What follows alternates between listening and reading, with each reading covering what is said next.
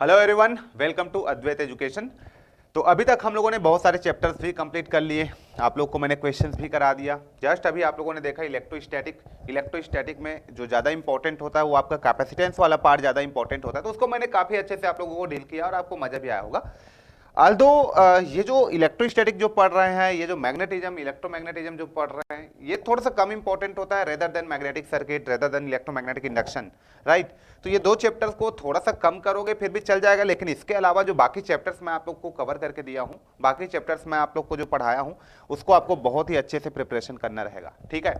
यहाँ से खाली बेसिक फंडामेंटल क्लियर होना चाहिए। अभी जो इलेक्ट्रोस्टैटिक की बात मैं कर रहा हूँ या मैग्नेटिज्म या इलेक्ट्रोमैग्नेटिज्म की जो बात कर रहा हूँ, उसका फंडामेंटल क्लियर होना चाहिए, राइट, कि इसको क्या बोलते हैं, ताकि हम उस टर्मिनोलॉजी को समझ सके या फिर उससे रिलेटेड यूनिट्स वगैरह के बारे में बात करें तो हम लोग बता सके, कुछ ऐसा क्लियर होना चाहिए।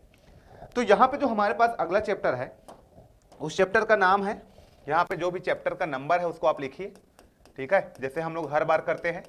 सो यहाँ पे चैप्टर का नंबर है, उसको आप फटाफट से अपने कॉपी में लिखिए। और यहाँ पे हम लोग देखने वाले हैं इस चैप्टर में, क्या देखने वाले हैं बेटा, magnetism and electromagnetism, magnetism and electromagnetism,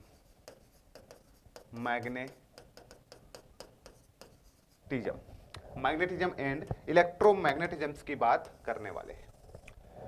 क्या इतना क्लियर हो गया? मैग्नेटिज्म्स एंड इलेक्ट्रोमैग्नेटिज्म्स की बात करने वाले हैं। ये चैप्टर नंबर जो भी है आप लिख लेना, मैग्नेटिज्म्स इलेक्ट्रोमैग्नेटिज्म्स। लगभग 1-8-1.5 घंटे का लेक्चर होगा, ज्यादा मैं इसको लेंदी नहीं करने वाला हूं। बहुत बेसिक फंडामेंटल बात करूंगा और उतना ही बात करूंगा जितना आप लोग का रिक्वायरमेंट है। ओके, सो सबसे पहले इसके दो पार्ट है, एक तो मैग्नेटिज्म है, फिर हम लोग इलेक्ट्रोमैग्नेटिज्म की बात करते हैं। मैग्नेटिज्म के बारे में बात करेंगे, इसका मतलब ये हुआ कि हम लोग यहाँ पे परमानेंट मैग्नेट या टेम्पररी मैग्नेट के बारे में बात करने वाले हैं, ठीक है। तो सबसे पहले हम लोग इसको स्टार्ट ही यहां से कर लेते हैं कि सबसे पहले what is magnet.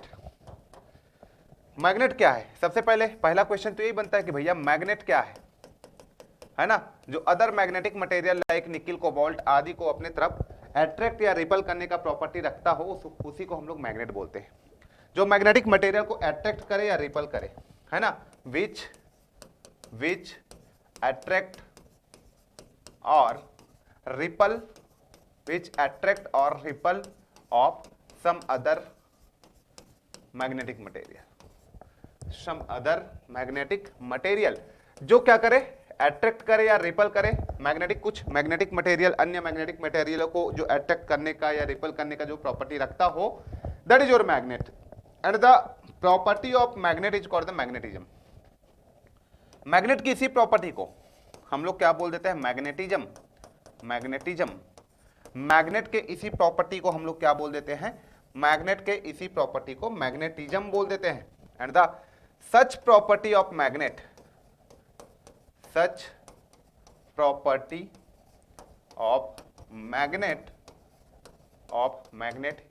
Is called magnetism. आ रहा है बात समझ में? Is called magnetism. Such property of magnet is called the magnetism, right. तो ये बहुत फंडामेंटल है, बहुत ही बेसिक चीज है कि मैग्नेट क्या है, मैग्नेटिज्म क्या है, ये सब के बारे में थोड़ा सा आप जानते हो। मुझे ज्यादा बताने की बिल्कुल भी नीड नहीं है। जैसे कि मैं यहाँ पे बात करूं मैग्नेट का मैं थोड़ा सा बात कर लूं। हाँ, मैग्नेटिक सर्किट को काफी अच्छे से मैंने डील किया है बेटा आगे, तो इस चैप्टर के बाद मैग्नेटिक सर्किट मिलेगा आपको, बहुत ही मस्त तरीके से डील किया हूं। इसके बाद आपको इलेक्ट्रोमैग्नेटिज्म आपको मिलेगा, इलेक्ट्रोमैग्नेटिक इंडक्शन काफी खूबसूरती के साथ डील किया गया। तो देखिए आपको मजा आने वाला है।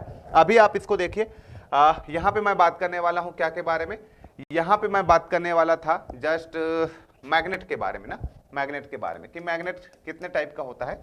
यदि मैं इसी मैग्नेट की बात करूं तो मेरे पास ये मैग्नेट कितने टाइप का होता है। तो आप लोग को भी पता है कि जो मैग्नेट होता है वो आपका दो टाइप का होता है, एक तो नेचुरल मैग्नेट, एक आर्टिफिशियल मैग्नेट, जिसको आप लोग अपने प्रयोगशाला में, लैब में बनाते हो। तो एक तो होता है नेचुरल मैग्नेट जो आपको नेचुरली मिलता है, नेचुरल मैग्नेट जो आपको नेचर से डायरेक्ट मिलता है, कोई स्टोन के फॉर्म में होता है और ये कहीं कहीं पे मिल जाता है ना, स्टोन के फॉर्म में होता है और कहीं कहीं पे आपको ये मिलता है। उसको हम लोग नेचुरल मैग्नेट बोलते हैं, जिसको हम लोग नहीं बनाते, जो हमको नेचुरली प्राप्त होता है, जो नेचर से प्राप्त होता है, ठीक है, जो स्टोन के फॉर्म में होता है। एक होता है आपके पास आर्टिफिशियल मैग्नेट, आर्टिफिशियल मैग्नेट, एक होता है आपके पास आर्टिफिशियल मैग्नेट। अब आर्टिफिशियल मैग्नेट की आप बात करोगे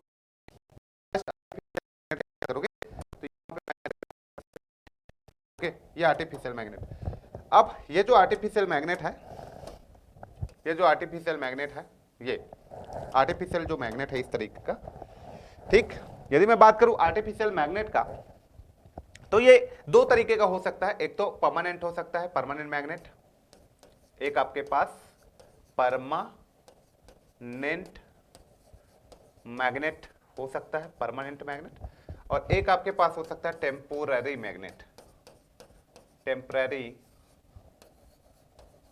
मैग्नेट, एक आर्टिफिशियल मैग्नेट और एक टेम्पररी मैग्नेट, ठीक है। Sorry, artificial magnet, permanent magnet और टेम्पररी मैग्नेट। इतना क्लियर हो गया। अब इसमें यह जान लो कि परमानेंट मैग्नेट जो होता है किसका बना होता है, तो ये तो आपका बना होता है जैसे कि निकिल, निकिल का यूज कर लो, कोबाल्ट, आयरन, जिसको आप एल्निको बोल देते हो, इसका, इन सबको मिला के एल्यूमिनियम, निकिल, कोबाल्ट को मिला करके आप बना लेते हो। तो ये जो परमानेंट मैग्नेट होता है ना बेटा, ये निकिल, कोबाल्ट, आयरन, एल्निको, ये सबसे मिलकर बना होता है। ये जो परमानेंट मैग्नेट होता है ना, इसको आप हार्ड मैग्नेटिक मटेरियल बोलते हो। इसको क्या बोलते हैं बेटा? Hard magnetic material, hard magnetic material. Permanent magnet जो होता है ना, इसका फ्लक्स डेंसिटी जो होता है वो क्या होता है बेटा? इसका फ्लक्स डेंसिटी या फ्लक्स डेंसिटी या फिर मैं बोल दूंगा इंटेंसिटी, ये कांस्टेंट होता है। फ्लक्स डेंसिटी वेरी नहीं करता, तो ये कांस्टेंट होता है ना, ये चेंज नहीं होता, क्योंकि एक बार मैग्नेटाइज आपने कर दिया, एक बार मैग्नेट बना दिया, तो उसके फ्लक्स डेंसिटी को या फ्लक्स को या फिर उसकी इंटेंसिटी को आप वेरी नहीं कर सकते। ये एक प्रॉब्लम होता है परमानेंट मैग्नेट का। लेकिन परमानेंट मैग्नेट जो होता है वो टेम्पररी मैग्नेट से काफी ज्यादा पावरफुल होता है, ज्यादा पावरफुल होता है। और मैं बात करूं तो किसी भी परमानेंट मैग्नेट का, यदि मैं बात करूं यहां पे, तो परमानेंट मैग्नेट का ना आपका कोर्सिविटी ज्यादा होता है और रिटेंटिविटी भी ज्यादा होता है। क्या बोला मैं? कोर्सिविटी भी ज्यादा होता है, रिटेंटिविटी भी ज्यादा होता है। और परमानेंट मैग्नेट में यदि आप बोलोगे तो लॉस ज्यादा होता है, हिस्टेरिसिस लॉस भी ज्यादा होगा। यदि ये दोनों ज्यादा होगा तो हिस्टेरिसिस लॉस भी ज्यादा होगा। तो यदि ये मेरा BH कर्व है, यदि मैं बोल दूं ये मेरा B है, ये मेरे पास H है, तो यहां से लेकर के ये O है और यहां से लेकर के B है, ठीक है, यहां से, ठीक, और यहां से लेकर के ये क्या है? H है। ये यहां से लेकर के, लेट से ऐसे भी इसको मैं डिनोट कर देता हूं, चलो यहां पे थोड़ा सा बता देता हूं। किसी भी परमानेंट मैग्नेट का यदि आप BH कर्व बनाते हो तो उस परमानेंट मैग्नेट का BH कर्व का जो थिकनेस मिलता है वो ज्यादा मिलता है। क्यों ज्यादा मिलता है? क्योंकि किसी भी परमानेंट मैग्नेट का ना, किसी भी परमानेंट मैग्नेट का कोर्सिव फोर्स जो होता है वो बहुत ज्यादा होता है। लेट से यहां से मैं 0 मानता हूं, O मान लेता हूं इसको, लेट से इसको मैं O मान लेता हूं, और ये मेरे पास क्या एक्सिस है? ये B है, ये मेरा H है। H is directly proportional to current और B is directly proportional to flux. तो जितना करंट दोगे उतना H बनेगा, और जितना H होगा उतना ज्यादा फ्लक्स बनेगा, ये आपको पता है। तो this is your BH curve. अब ये कैसे बनता है BH कर्व, ये आपको थोड़ा सा आइडिया होता है, BH कर्व के बारे में हम लोग बात करते रहते हैं, ठीक है। तो this is your BH curve. अब BH कर्व के बारे में मैं बोलूं तो यदि ये Y एक्सिस है तो यहां से 0 से लेकर के इसको मैं बोल देता हूं Y, और ये X एक्सिस है 0 से लेकर के इसको X, इसको भी मैं Y बोल सकता हूं, इसको भी मैं माइनस का Y बोल दूं, और इसको मैं माइनस का X बोल दूं। आ रहा बात समझ में? इस तरीके का। तो यदि मैं बोलना चाहूं तो 0 से O मेरा क्या है? 0 से Y, ये O से Y क्या है मेरा? तो O से Y ना मेरा इस मैग्नेट के रिटेंटिविटी को बताता है, रिटेंटिविटी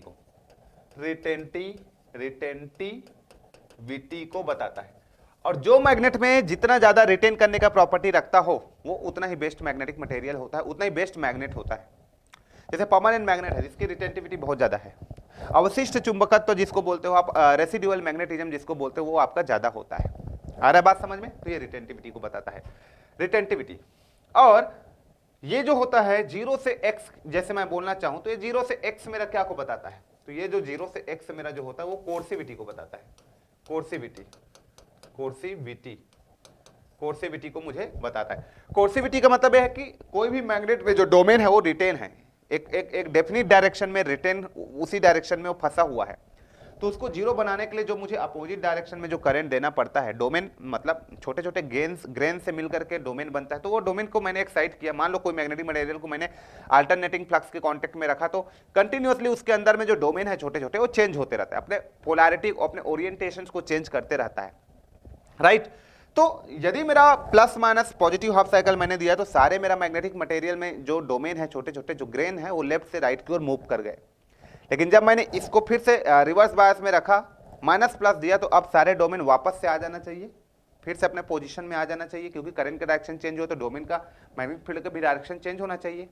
तो ऐसा नहीं होता, कुछ मैग्नेटिक मटेरियल में यही जो छोटे छोटे डोमेन जो होता है, यही जो छोटे छोटे ग्रेन जो होता है, वो सारे किसी डायरेक्शन में जाकर के फंस जाते, वो वापस नहीं आ पाते, राइट। उसी के बारे में हम लोग इसमें पढ़ते रहते हैं। उसी कार्ड आपको कर्व ऐसा मिलता है, यदि वो आपका ओरिएंटेशन, यदि वो जो छोटे छोटे ग्रेन है डोमेन है वो जाता और फिर से वापस आ जाता, पूरा पूरा फिर जाता फिर वापस, तो ये ग्राफ जो मिलता है बेज कर्व ऐसे स्ट्रेट लाइन मिलता। लेकिन ऐसा मिलने का कारण क्या है, वही है कि वो जो ग्रेन जो होते हैं वो जाकर के फंस जाते हैं, फिर से वापस नहीं आ पाते, है ना। तो उसी को वापस लाने के लिए जो हमारा एनर्जी का वेस्टेज होता है, उसी को वापस लाने के लिए जो हमारा पावर का लॉस होता है, that is called the hysteresis loss.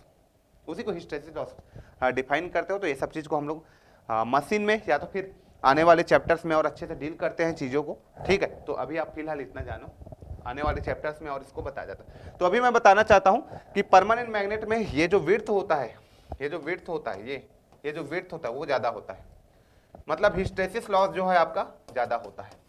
Hysteresis loss जो होता है यहाँ पे, हिस्टेरिसिस लॉस जो होता है वो आपका मोर होता है परमानेंट मैग्नेट में।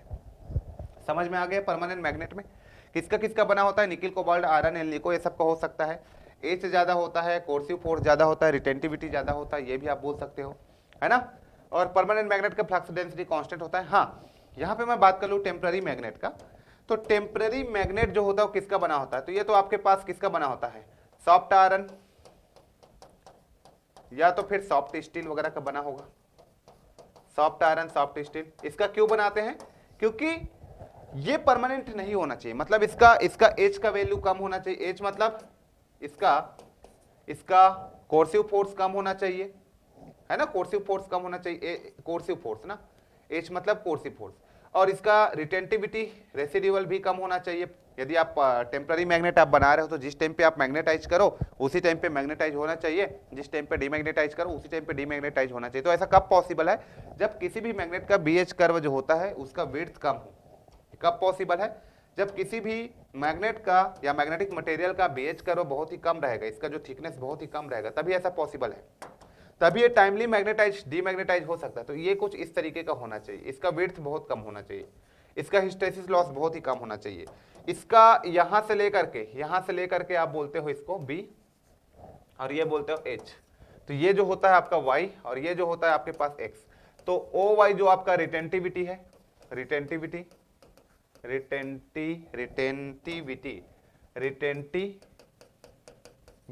वो आपका क्या होना चाहिए, लेस होना चाहिए। और आपके पास OX जो आपका कोर्सिविटी है, कोर्सिविटी,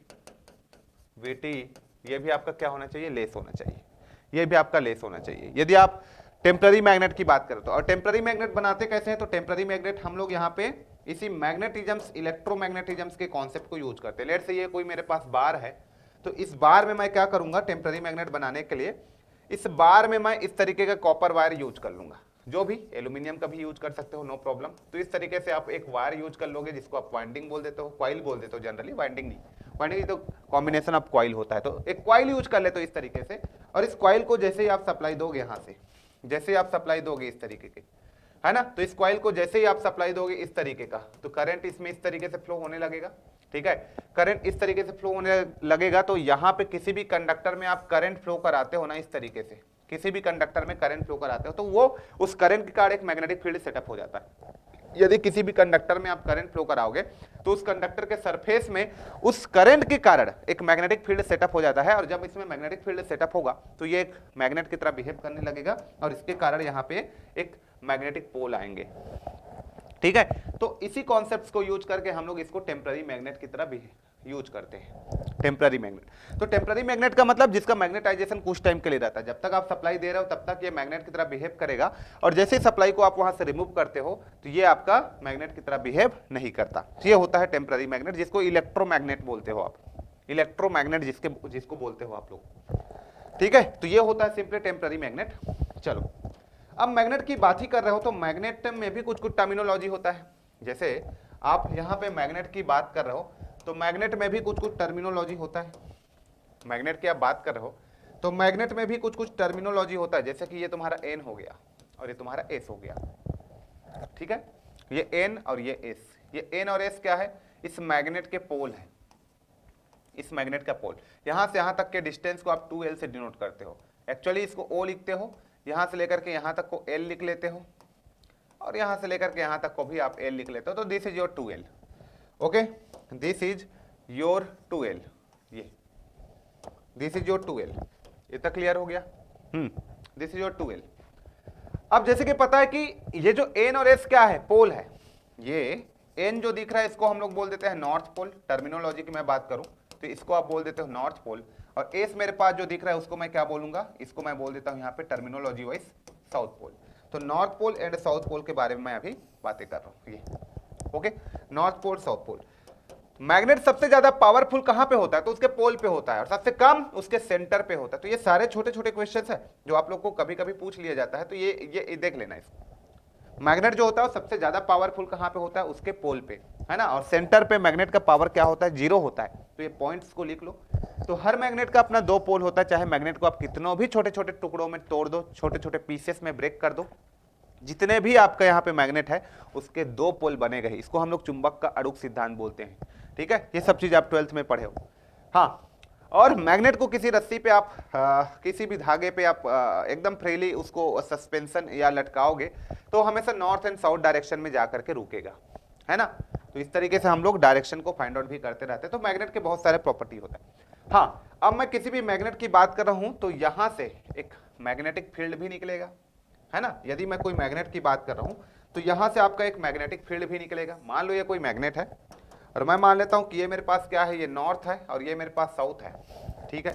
तो इस तरीके से यहां से एक मैग्नेटिक फील्ड भी निकलेगा, इस तरीके से ये मैग्नेटिक फील्ड भी निकलेगा, या सर इस तरीके से एक मैग्नेटिक फील्ड भी निकलेगा, ये इस तरीके से एक मैग्नेटिक फील्ड भी निकलेगा, ये।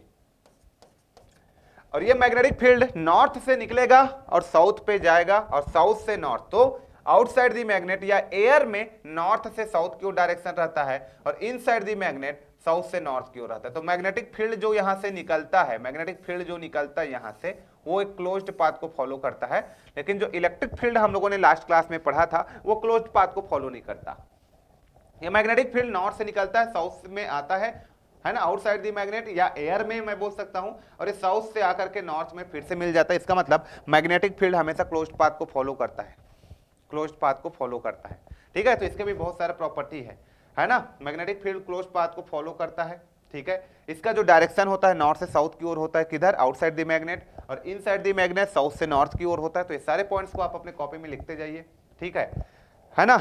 और लाइक और अनलाइक वाला आपको पता ही है ना, like pole repel each other, है ना, and unlike pole attract each other. तो this are the property of magnetic field. ये सारे मैग्नेटिक फील्ड के प्रॉपर्टी होता है, ठीक। तो ये आपका मैग्नेटिक फील्ड है, इसको हम लोग क्या बोलेंगे, मैग्नेटिक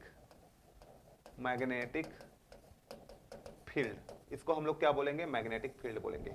अब लेट अस, इसमें भी कुछ कुछ छोटा छोटा चीज आता है कि लेट अस आपके पास कोई 2 पोल है, आपके पास कोई 2 पोल है।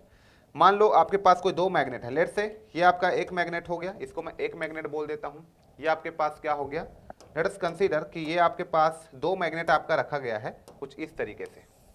ये आपका मैग्नेट है, ठीक है जी, इस तरीके का मैग्नेट रखा गया है। और ध्यान से देखिए कि ये मैग्नेट का, इस फर्स्ट मैग्नेट का ये इधर एक मैग्नेट है जिसका ये तुम्हारा नॉर्थ पोल है, और ये सेकंड मैग्नेट है उधर एक पोल है उसका, ये उसका साउथ पोल है। दोनों नॉर्थ और साउथ को इस तरीके से रखा गया है। या आप मान लो कि आपके पास कोई 2 मैग्नेट है, इस तरीके का आप मान लो कि आपके पास कोई 2 मैग्नेट है, एक मैग्नेट ये हो गया, एक मैग्नेट आपके पास ये हो गया। आ रहा है बात समझ में, इस तरीके का। उसमें का ये तुम्हारा नॉर्थ है और ये साउथ है, यहाँ पे तुम्हारा नॉर्थ हो गया और ये साउथ हो गया, है ना। तो इसका मैग्नेटिक फील्ड जो भी निकलेगा इसका भी निकलेगा, दोनों एक दूसरे को अट्रैक्ट करना चाहेंगे। मतलब दोनों के बीच में मान लो तुम्हारे पास कोई दो मैग्नेट रखा हुआ है, एक नॉर्थ और एक साउथ है, और मैं बोल देता हूं कि ये जो दोनों मैग्नेट है वो यहां से कुछ डिस्टेंस पे सेपरेटेड है इस तरीके से, ये चलो ये डिस्टेंस को आर बोल देते हैं हम लोग, आर डिस्टेंस है। तो इन दोनों के बीच में लगने वाला फोर्स क्या होगा, मान लो ये मीडियम आपका एयर है, दोनों के बीच में एयर है, समझ जाओ आप, चलो ये मीडियम है, या फिर कोई एयर एज ए मीडियम भी आप वहां पे ले सकते हो, मीडियम। तो दोनों के बीच में लगने वाला फोर्स जो होगा, यहाँ पे भी जो कूलॉम्स लॉ लगेगा वो क्या होने वाला है, दो मैग्नेट या दो पोल के बीच में लगने वाला फोर्स क्या होने वाला है, दो मैग्नेट या दो पोल के बीच में लगने वाला फोर्स, पहली चीज तो आप लिख सकते हो कि force is directly proportional to m1 m2। m1 m2 क्या है सर, पोल 1 पोल 2। लेट से आप इसको m1 मान लो, इस पोल को m1 मान लो, इस पोल को आप m2 मान लो, तो दोनों पोल के बीच में लगने वाला फोर्स दोनों पोल के प्रोडक्ट के प्रोपोर्शनल होगा। और सेकेंड, ये जो फोर्स है वो दोनों के दूरी के स्क्वायर के इनवर्सली प्रोपोर्शनल होगा, डिस्टेंस बिटवीन टू पोल के स्क्वायर के इनवर्सली प्रोपोर्शनल होगा। The force is inversely proportional to the square of distance between two pole. इतना क्लियर, सेम चीज जैसे चार्ज के लिए हुआ था वैसे इसके लिए। तो अब इन दोनों को एक साथ हम लोग लिखना चाहेंगे अकॉर्डिंग टू कूलॉम्स लॉ, तो हमारे पास एक कांस्टेंट आएगा और यहाँ पे हमारे पास m1 m2 divided by r के स्क्वायर, वही आया जो हमारे पास आता है। हाँ, यहाँ पे आपका कांस्टेंट चेंज होने वाला है, k का वैल्यू चेंज होने वाला है।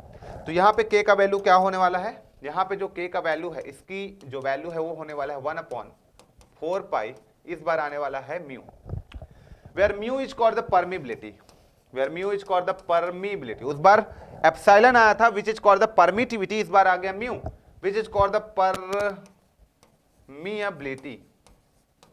Permeability, mu is called the permeability. And the mu is equal to आप लिख सकते हो mu naught into mu r, and the mu is equal to mu naught into mu r, ऐसा आप लिख सकते हो, where mu is the permeability.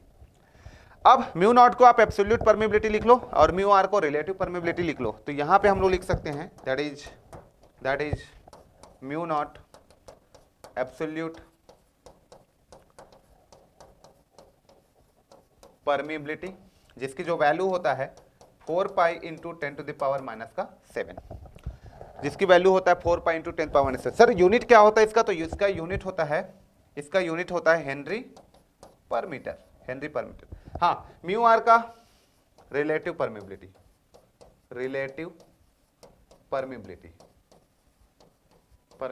इसका कोई यूनिट नहीं होता, यूनिटलेस। म्यू का यूनिट होता है, कौन सा यूनिट होगा, हेनरी पर मीटर ही होगा, म्यू का यूनिट आपका हेनरी पर मीटर ही होगा। ओके, क्या इतना क्लियर हो गया, इतना क्लियर हो गया। तो ये आपके पास आ गया परमिबिलिटी। तो के का वैल्यू आप लोग वहां पे लिख सकते हो चाहोगे तो, है ना, के वैल्यू से आप डिफाइन कर सकते हो। तो ये आपके पास आ गया क्या कि भाई दो चार्ज को आप रखोगे तो दोनों के बीच में फोर्स लगेगा, कितना फोर्स लगेगा, इतना फोर्स लगेगा। फोर्स अट्रैक्शन रिपल्सन हो सकता है, it depends on the polarity of charge, polarity of मतलब या पोलैरिटी ऑफ मैग्नेट, कि नॉर्थ नॉर्थ है या साउथ साउथ है या क्या है, फोर्स तो लगेगा। तो ये फोर्स को कभी कभी पूछ लिया जाता है, ठीक है।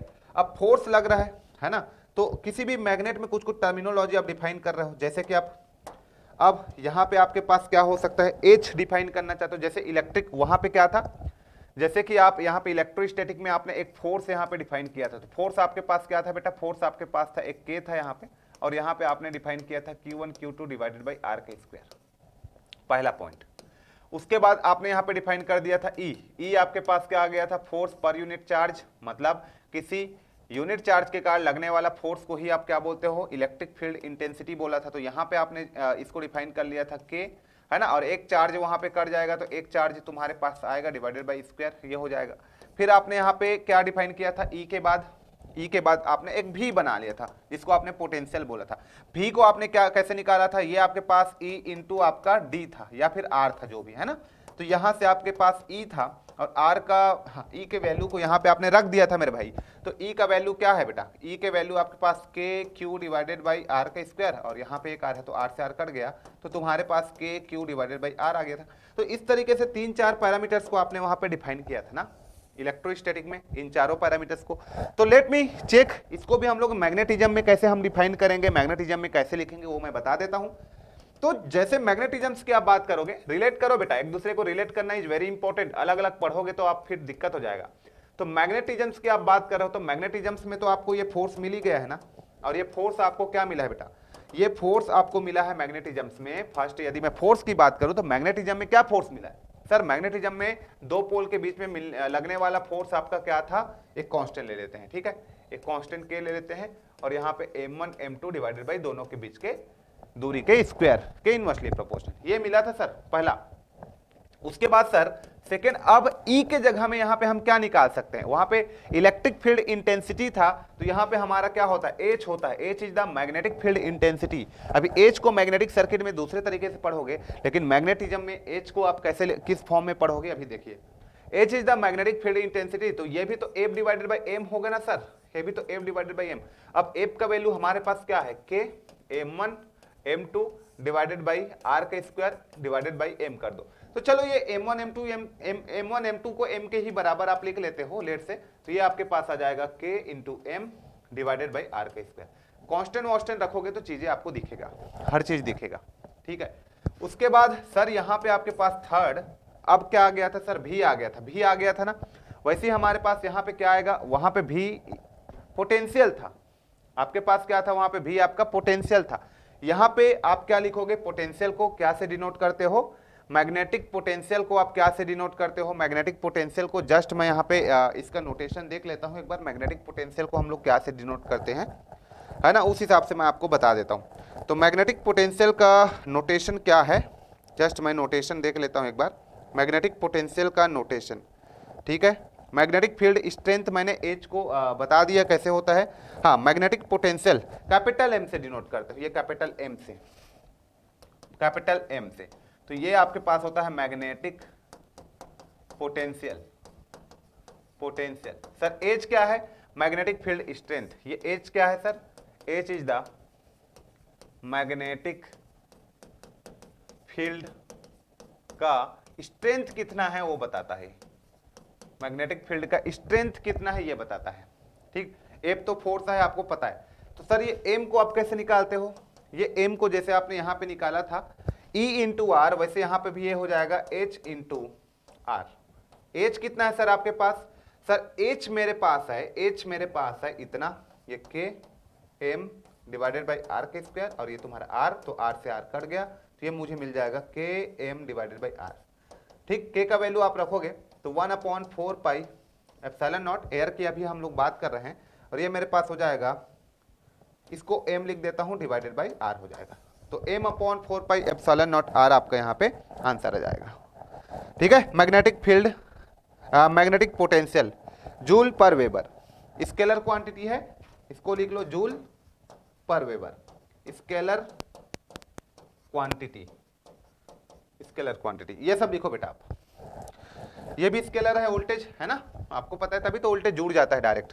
तो ये सारे चीजों को लिखो बेटा, बहुत ज्यादा इंपॉर्टेंट है, ये सब चीज आपको जानना जरूरी है, ये सब चीज आपको जानना जरूरी है। ये छोटे छोटे पॉइंट्स को आप लोग अपने कॉपी में लिखिए, है ना, ये भी कभी कभी फॉर्मूला पूछ लिया जाता है ये सब चीज का, इसलिए इंपॉर्टेंट है हमारे लिए। H को मैग्नेटिक, उसमें अभी फिर देखोगे मैग्नेटिक सर्किट जब पढ़ोगे तो H को फिर उस हिसाब से देखोगे, वहां पे आप डिफाइन करोगे कि भैया H क्या होता है, वहां पे आप डिफाइन करोगे कि ये mm पर यूनिट लेंथ होता है, ऐसा डिफाइन करोगे आप। अब mm क्या है, ये क्या है, वो क्या है, अभी धीरे धीरे सब पता चलेगा। तो ये मैग्नेटिज्म का कुछ बेसिक फॉर्मूला हो गया, आ रहा है बात समझ में। इस बेसिक फॉर्मूला में कुछ फॉर्मूला मैं और ऐड करता हूं। मान लो बेटा आपके पास इस तरीके का कोई मैग्नेट है, permanent magnet, let's say it's a permanent magnet. If it is a permanent magnet, तो यहां से आपके पास एक मैग्नेटिक फील्ड निकल रहे होंगे, लाइक इस तरीके से। If it is a permanent magnet, तो यहां से आपके पास एक मैग्नेटिक फील्ड जो है निकल रहे होंगे, यस और नो, ये इस तरीके का, ये लाइक दिस, ये लेट्स से ये मैग्नेटिक फील्ड इस तरीके से निकल रहे हैं। अब आप इन मैग्नेटिक फील्ड्स के बारे में बात करोगे तो ये डायरेक्शन और इसका डायरेक्शन कैसा होगा, ये इस तरीके का, ओके। ये अब इस मैग्नेटिक फील्ड को, इसको तो आप लोग मैग्नेटिक फील्ड बोल देते हो, ये आपके पास मैग्नेटिक फील्ड है, मैग्नेटिक फील्ड, ठीक, ये तुम्हारा मैग्नेटिक फील्ड हो गया। तो इसमें कुछ कुछ टर्मिनोलॉजी आता है, जैसे कि अभी फिर पढ़ोगे इसको, मैं अभी एक बार रिपीट करता हूं, इससे पहले आप डिटेल में अभी और आगे पढ़ोगे। अभी मैं कुछ टर्मिनोलॉजी को यहाँ पे डिटेल में आपको बताने की कोशिश करता हूँ। क्या क्या टर्मिनोलॉजी हमारे पास आता है, देखिए टर्मिनोलॉजी की मैं बात करूँ, टर्मिनोलॉजी की मैं बात करूं, एक्चुअली ये वाला चैप्टर्स को मैं थोड़ा सा डिले है ना अभी रिकॉर्ड कर रहा हूं, लेकिन इसके बाद मेरा मैग्नेटिक सर्किट भी आएगा, उसमें मैं बहुत अच्छे से प्लान किया हूं इन सारे चीजों को एकदम डिटेल वे में आपको बताने। अभी केवल मेरा ऑब्जेक्टिव है कि मैग्नेटिज्म में हम क्या देखते हैं एक्चुअली, लेकिन मैग्नेटिक सर्किट उसके बाद पढ़ोगे ना तो काफी डिटेल में सब बताया जाएगा, वहां पे काफी डिटेल में आप लोगों को बात किया गया है, तो आप लोग वहां को देखना, ये मत करना कि सर ने मैग्नेटिक सर्किट को यहीं खत्म कर दिया, नहीं बेटा, वहां पे मैंने काफी डिटेल में आप लोगों से बात किया है, तो आप लोग इसको जस्ट देखो, उसके बाद डिटेलिंग इसका जो है वहां पे पता चलेगा। अभी मुझे मैग्नेटिज्म की बात करना है थोड़ा सा, तो उसके हिसाब से मैं बातें कर रहा हूं, बेसिक चीजों की ही डिस्कस कर रहा हूं, राइट। डिटेलिंग इसका आगे वाले चैप्टर में मिलेगा आपको।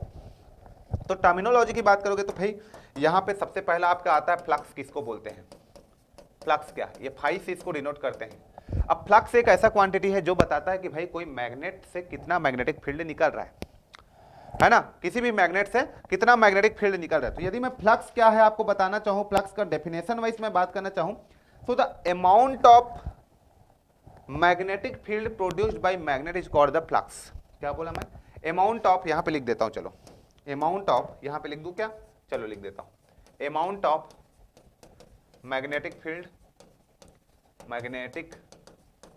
Field produced, amount of magnetic field produced by magnet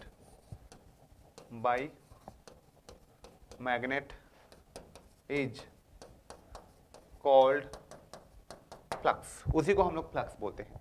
मैंने क्या बोला, amount of magnetic field produced by magnet is called the flux, amount of magnetic field produced by magnet is called the flux। कोई magnet कितना flux कितना amount में produce करता है, या कितना कोई मैग्नेट जो होता है कितने अमाउंट में मैग्नेटिक फील्ड प्रोड्यूस करता है, दैट इज योर फ्लक्स। उसी को डिनोट करने के लिए कि कितना मैग्नेटिक फील्ड यहां से प्रोड्यूस हो रहा है किसी मैग्नेट के द्वारा, उसी लिए आप एक टर्म यूज करते हो, दैट इज योर फ्लक्स। तो फ्लक्स हमको ये बताता है कि ये जो मैग्नेट है कितना मैग्नेटिक फील्ड, कितने अमाउंट में मैग्नेटिक फील्ड प्रोड्यूस कर रहा है, यहां से कितना ऐसे मैग्नेटिक फील्ड निकल रहा है, तो जितना वेबर उतना ज्यादा वहां पे मैग्नेटिक फील्ड निकलेगा। लेट अस कंसीडर फ्लक्स की यूनिट की मैं बात करूं तो इसका जो यूनिट होता है मेरे प्यारे बच्चों, वो होता है, इसका जो यूनिट होता है वो आपके पास होता है सर, यूनिट होता है वो आपका वेबर, और इसको WB से डिनोट कर देते हैं। इसका नोटेशन क्या है, WB। हाँ, एक वेबर इज इक्वल टू कितना होता है, जैसे आप मुझसे पूछोगे तो 10 to the power 8 मैक्सवेल पर लाइन्स। ये यदि एक वेबर में कितना लाइन्स निकलता है तो 10 की घात में 8, समझ रहे हो, एक वेबर बोलूंगा तो कितना शक्तिशाली मैग्नेट है, मतलब पावरफुल मैग्नेट है, आपको पता चल रहा है ना। एक वेबर में 10 to the power 8 लाइन्स निकलते हैं, बहुत ज्यादा, ये होता है एक वेबर। एक वेबर का मतलब बहुत ज्यादा पावरफुल मैग्नेट है वो, सोच लो 10 to the power 8 में ऐसे मैग्नेटिक फील्ड ऑफ लाइन निकलेगा एक वेबर में, ठीक है। तो जस्ट ये होता है आपके पास फ्लक्स, ठीक। तो ये टर्मिनोलॉजी आप लोग थोड़ा सा लिख लो। उसके बाद एक होता है फ्लक्स डेंसिटी, एक होता है आपके पास फ्लक्स डेंसिटी।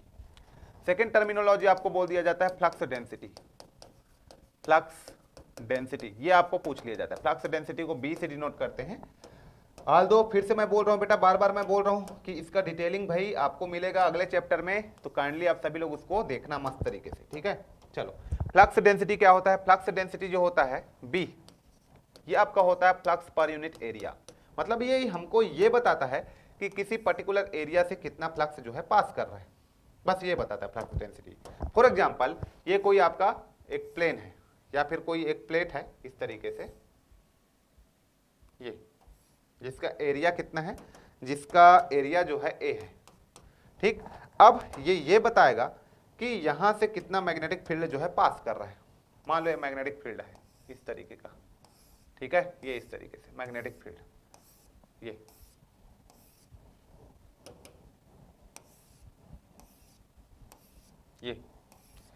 तो जितना ज्यादा इस एरिया से जितना ज्यादा मैग्नेटिक फ्लक्स जो है या फील्ड जो है पास करेगा, है ना, इस पर्टिकुलर एरिया से जितना मैग्नेटिक फ्लक्स पास करेगा, इसका मतलब मैं समझ जाऊंगा कि उतना ही ज्यादा मेरा फ्लक्स का डेंसिटी है ना। और कम पास करेंगे, इसका मतलब मैं समझ जाऊंगा कि फ्लक्स डेंसिटी मेरा कम है। तो फ्लक्स डेंसिटी किसी भी कोई प्लेन से कितना पास कर रहा है उसको बताता है ना। मान लो कोई प्लेन है, इस प्लेन से कितना मैग्नेटिक फील्ड इससे पास कर रहा है, कितना उसकी डेंसिटी है। ज्यादा रहेगा तो ये नजदीक नजदीक रहेंगे, ज्यादा पास करेगा, कम रहेगा फ्लक्स डेंसिटी तो दूर दूर रहेंगे, है ना। तो ये सब बताता है फ्लक्स डेंसिटी। फ्लक्स डेंसिटी की मैं बात करूं यूनिट का, तो देखो यहीं से आप बना लो, इसका तो वेबर हो गया और इसका मीटर का स्क्वायर हो गया, तो वेबर पर मीटर स्क्वायर, या फिर इसी को हम लोग लिख लेते हैं टेस्ला। क्या लिख लेते हैं? टेस्ला। टेस्ला कंपनी आया है ना, ठीक है, टेस्ला, ये होता है आपका टेस्ला। इतना क्लियर? हाँ, इसको हम लोग कई तरीके से निकाल सकते हैं, जैसे कि ये आपके पास देखो, ये आपके पास क्या है? फ्लक्स है, ये आपके पास फ्लक्स है। अब एरिया ऑफ प्लेन, जो भी आप प्लेन कंसीडर कर रहे हो, एरिया ऑफ प्लेन जो है इस तरीके से आपने प्लेन कंसीडर किया। अब एरिया ऑफ प्लेन जो है इस तरीके से इसके परपेंडिकुलर है। कहने का मतलब ये है कि यहाँ पे एरिया ऑफ प्लेन परपेंडिकुलर है, मतलब ऐसे थीटा इक्वल टू 90 है। तब ना यहाँ पे फ्लक्स की वैल्यू को मैं निकालना चाहूँ इस पॉइंट पे, ये फर्स्ट केस हो गया आपका, तो तब मैं यहाँ पे फ्लक्स को निकालना चाहूँ तो ये मेरे पास होने वाला है B इंटू ए होने वाला है, मैक्सिमम फ्लक्स होने वाला है, क्योंकि ये देखो एरिया ऑफ प्लेन जो है ये एरिया हो गया इसका, ये फ्लक्स को मैक्सिमम कट कर रहा है ना। तो सेकंड केस में जैसे इसमें रखना चाहूँ, सेकंड केस कि यदि ये मेरे पास क्या है, यदि ये मेरे पास मैग्नेटिक फील्ड है, मैग्नेटिक फील्ड है ना, और एरिया ऑफ प्लेन जो है ना बेटा, एरिया ऑफ प्लेन जो मैं बोल रहा हूँ, ये एरिया ऑफ प्लेन जो है इसके पैरेलल है, इस तरीके से ये पैरेलल है ऐसा। तो देखो पैरेलल है तो no flux is passing through the area of plane, ये एरिया से कोई फ्लक्स पास नहीं कर रहा है, तो यहाँ पे फ्लक्स की वैल्यू मैं बोलूंगा 0। ठीक है, कोई भी फ्लक्स पास ही नहीं कर रहा है, फ्लक्स डेंसिटी 0, फ्लक्स 0। ठीक है, और तीसरा मैं केस ले लूं, लेट्स कंसीडर कि अब मेरे पास केस कुछ इस तरीके से, ये इस तरीके से, और एरिया ऑफ प्लेन कैसा है मेरे पास, एरिया ऑफ प्लेन जो है वो इस तरीके से इंक्लाइंड है, इस तरीके से इंक्लाइंड रखा हुआ है। ये यहां से क्या बना रहा हो, यहां से आपका थीटा डिग्री बना रहा हो, तो ये दो कंपोनेंट में टूटेगा, एक इधर एक इधर। ये वाला कंपोनेंट किस में टूट रहा है? साइन में, है ना, ये साइन थीटा में टूटेगा, और ये वाला किस में टूटेगा? कॉस थीटा में टूटेगा। तो यहां से मैं लिखना चाहूं फ्लक्स की वैल्यू को मैं लिखना चाहूं तो ये मुझे क्या बनेगा? एरिया ऑफ प्लेन का साइन थीटा मैं लूंगा यहाँ पे, और कॉस थीटा तो पैरेलल है तो 0 रहेगा, है ना, क्योंकि वो पैरेलल में 0 रहता है। ठीक है, तो phi equals to B A sine theta, theta का वैल्यू 90 मतलब मैक्सिमम फ्लक्स, थीटा का वैल्यू 0 मतलब आपका 0 फ्लक्स। तो इस तरीके से चीजों को आप डिफाइन करते हो, इस तरीके से फ्लक्स डेंसिटी को आप या फ्लक्स को आप डिफाइन करते रहते हो। ठीक है, तो ये चीजें थोड़ा सा आपको समझ में आना चाहिए कि भैया यदि मेरा कोई प्लेन है, उसका प्लेन एरिया ऑफ प्लेन जो होता है किसी भी फ्लक्स जिस डायरेक्शन में पास कर उसके परपेंडिकुलर रख दोगे तो वहां से मैक्सिमम फ्लक्स कट करेगा, फ्लक्स मैक्सिमम होगा।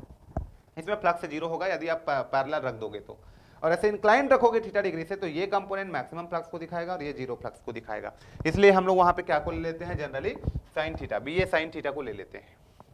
What it? B A sine theta को हम लोग ले लेते हैं। इतना क्लियर हो गया? तो ये फ्लक्स डेंसिटी मैंने थोड़ा सा डिफाइन कर दिया।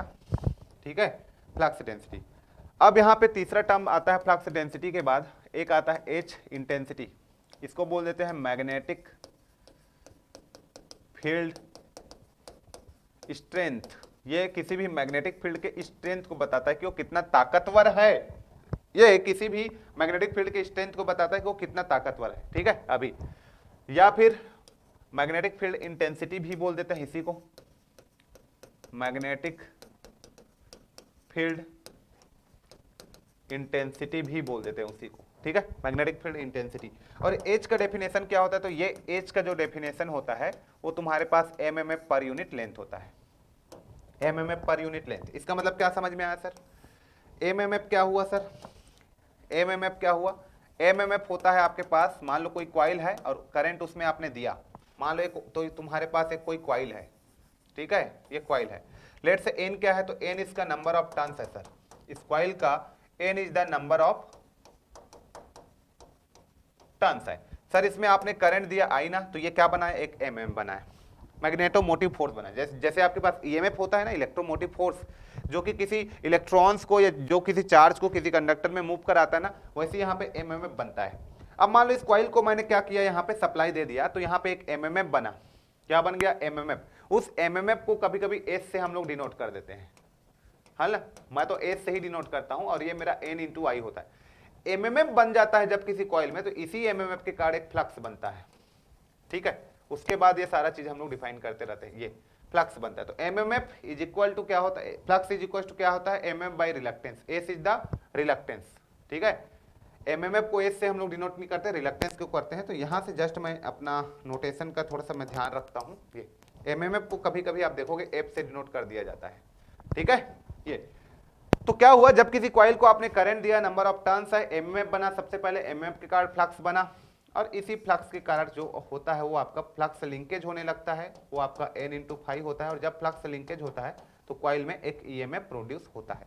तो ये सबके बारे में अभी देखोगे यार, आगे आगे जाके देखोगे। अभी आप छोटे छोटे टर्मिनोलॉजी को क्लियर कीजिए कि एमएमएफ क्या होता है, तो नंबर ऑफ टर्न्स और करंट का प्रोडक्ट को एमएमएफ बोलते हैं। यूनिट क्या होता है, तो एम्पियर टर्न होता है। तो ये मैग्नेटिज्म्स की बात है, ये मैग्नेटिक सर्किट की बात है, वहां पे डिटेल में देखोगे। अभी तो मैं खाली बातें कर रहा हूं यार, खाली बातें कर रहा हूं। तो एमएमएफ का यूनिट आपका एम्पियर टर्न होता है, और लेंथ का तो यूनिट मीटर, तो एम्पियर टर्न पर मीटर। तो मैग्नेटिक फील्ड स्ट्रेंथ क्या को बताता है कि कोई मान लो ये मैग्नेट है, ये कोई मैग्नेट है, ये नॉर्थ है, ये साउथ है, तो इसका मैग्नेटिक फील्ड स्ट्रेंथ क्या होता है ना, ये जो मैग्नेटिक फील्ड यहां से कितना ज्यादा निकल रहा है ना, उसी के स्ट्रेंथ को बताता है मैग्नेटिक फील्ड इंटेंसिटी या मैग्नेटिक फील्ड स्ट्रेंथ, एच जो है। ठीक है, अभी बस इतना समझो आप, इसकी स्ट्रेंथ को बताता है, कुल मिला के इस मैग्नेट की स्ट्रेंथ को बताता है कि किसी भी पोल से कितना मैग्नेटिक फील्ड लाइंस निकल रहे हैं, उसको बताता है मैग्नेटिक फील्ड स्ट्रेंथ। मेरा मैग्नेट जो है वो कितना स्ट्रांग है, कितना पावरफुल है, कितना वीक है, ये बताता है मैग्नेटिक फील्ड स्ट्रेंथ या तो फिर मैग्नेटिक फील्ड इंटेंसिटी। क्या इतना क्लियर हो गया? चलो, अब ये क्लियर हो गया तो हम लोग आगे बढ़ते हैं यार। इतना बेसिक चीजें एकदम क्लियर हो जाने के बाद अब हम लोग आगे बढ़ते हैं। ठीक है, और क्या क्या टर्मिनोलॉजी की आपको नीड होगा? हाँ, किसी भी मैग्नेट का कभी कभी जैसे मैंने बोला आई, जैसे मैं ये कोई मैग्नेट है, और देखो क्या क्या टर्मिनोलॉजी आपको अभी बताना है। अभी तो मैं पूरा सारे टर्मिनोलॉजी रिलक्टेंस को मैग्नेटिक सर्किट में बताऊंगा, अभी मैं मैग्नेटिज्म से रिलेटेड बात कर रहा हूं। ठीक है, तो इसलिए वो सबको तो आप नहीं बता रहे हो सर, मत बोलना, आगे देखो बेटा, सब क्लियर हो जाएगा, अगला चैप्टर देखना, सब क्लियर हो जाएगा। ठीक है, हाँ, तो ये मेरा कोई मैग्नेट है, ठीक, और इस मैग्नेट का यहां से लेकर के, ये सेंटर से नहीं, यहां से नहीं होता, थोड़ा दूर में होता है ना, इसका जो पोल आप लेते हो, जो लेंथ जो आप लेते हो, एक्चुअल लेंथ जो लेते हो, वो आप यहां से लेते हो, यहां से,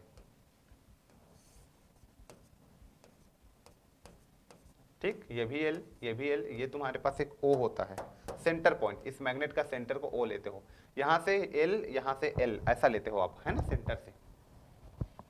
ठीक है, ये सेंटर का, इसको बोल देते हैं हम लोग क्या, यहां पे जो दिख रहा है आपको, इसको, ये आपके पास होता है स्मॉल एम। स्मॉल एम आपके पास क्या होता है? पोल स्ट्रेंथ होता है, पोल स्ट्रेंथ होता है। Small M is the pole strength, इस पोल का स्ट्रेंथ होता है, small M is the pole strength. ठीक है, ठीक, एक होता है एक टर्मिनोलॉजी इसी में आई, आई को बोल देते हैं intensity, intensity of magnetism, magnetism, intensity of magnetism, या इंटेंसिटी ऑफ मैग्नेट, या इंटेंसिटी ऑफ मैग्नेटिज्म, ऐसा बोल देते हो, आई से डिनोट करते हो। और ये जो आई का फॉर्मूला जो होता है ना, कभी कभी इसको पूछता है, तो ये जो मैग्नेट इंटेंसिटी ऑफ मैग्नेटिज्म होता है, वो पोल स्ट्रेंथ पर यूनिट एरिया का रेशियो होता है। क्या होता है? पोल स्ट्रेंथ पर यूनिट एरिया। जैसे आप बोलते हो ना फ्लक्स पर यूनिट एरिया को आप क्या बोल देते हो? फ्लक्स पर यूनिट एरिया को आप फ्लक्स डेंसिटी बोल देते हो। वैसे इंटेंसिटी ऑफ मैग्नेटिज्म पूछेगा तो m बाई ए कर दोगे। m क्या है? इस मैग्नेट का पोल, और a क्या है? इसका एरिया, है ना। तो पोल पर यूनिट एरिया आप लोगे तो इसी को बोलते हैं इंटेंसिटी ऑफ मैग्नेटिज्म, इसी को बोलते हैं intensity of magnetism, intensity of magnetism. आ रहा है बात समझ में? Intensity of magnetism.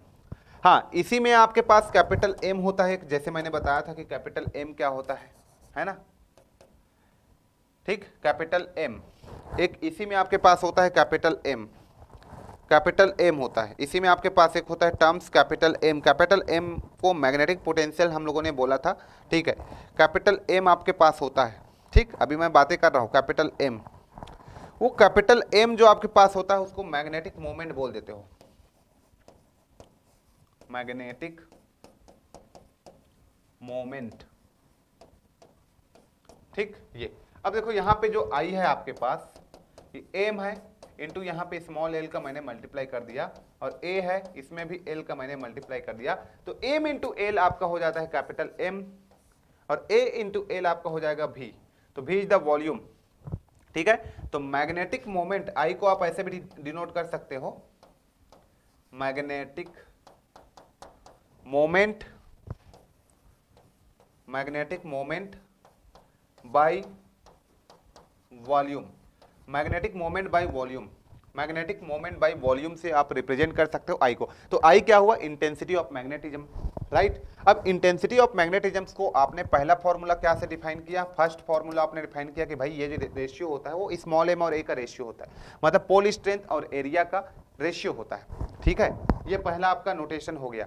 सेकंड आपने क्या इसको किस तरीके से नोटिस किया, यदि आपने इसमें इसके डिनोमिनेटर और न्यूमरेटर में एल इंटू एल का मल्टीप्लाई कर दिए तो एम इंटू एल आपका बन गया कैपिटल एम और एरिया इंटू लेंथ बन गया वॉल्यूम। तो इसको आपने डिफाइन कर दिया मैग्नेटिक मोमेंट और वॉल्यूम के रेस्पेक्ट में, तो उसके रेस्पेक्ट में भी आप इसको डिफाइन कर सकते हो। This is your second formula, this is your second formula, correct और not, this is your second formula, ठीक है, this is your second formula. अब यहां पे आपको कभी कभी पूछ लिया जाता है, this is your second formula, एक आपको ससेप्टेबिलिटी के बारे में पूछा जाता है। तो चलो अगला लिखो यहां पे ससेप्टेबिलिटी, ससेप्टेबिलिटी, ससेप्टेबिलिटी, ठीक है, ये ससेप्टेबिलिटी, ये ससेप्टेबिलिटी को कहीं कहीं के से डिनोट करते हैं और कहीं कहीं ऐसे करके एक्स से डिनोट करते हैं। ये जो ससेप्टेबिलिटी होता है, मैं एक्स कर रहा हूं, ठीक है, या आप लोग के से भी कर सकते हो, के एक्स करते रहते कई जगह। ये जो ससेप्टेबिलिटी होता है वो किसका किसका रेशियो होता है, तो ससेप्टेबिलिटी जो होता है सिंपली ना वो आपका यहाँ पे रेशियो होता है, ससेप्टेबिलिटी जो होता है वो आपका जैसे आपने आई देखा, मैग्नेटिक इंटेंसिटी है ना, आई और एच का रेशियो होता है, आई और एच का रेशियो, ससेप्टेबिलिटी जो होता है आई और एच का रेशियो होता है। तो ये आप इसको नोट करके रखना, susceptibility is the just the ratio of I and H, I और एच के रेशियो को ससेप्टेबिलिटी आप लोग बोलते हो, ठीक है, आई और एच का रेशियो को ही ससेप्टेबिलिटी आप लोग बोलते हो। तो ये मेरा ससेप्टेबिलिटी।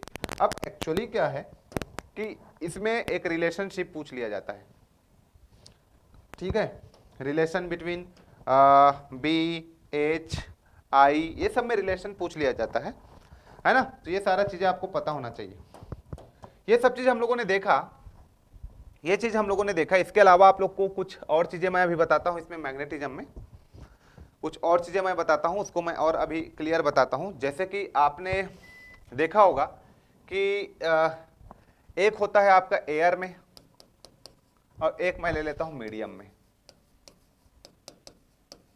ठीक है, ये एयर हो गया, ये मीडियम, ये इंपॉर्टेंट रिलेशनशिप यहां से आएगा, देखते रहिए।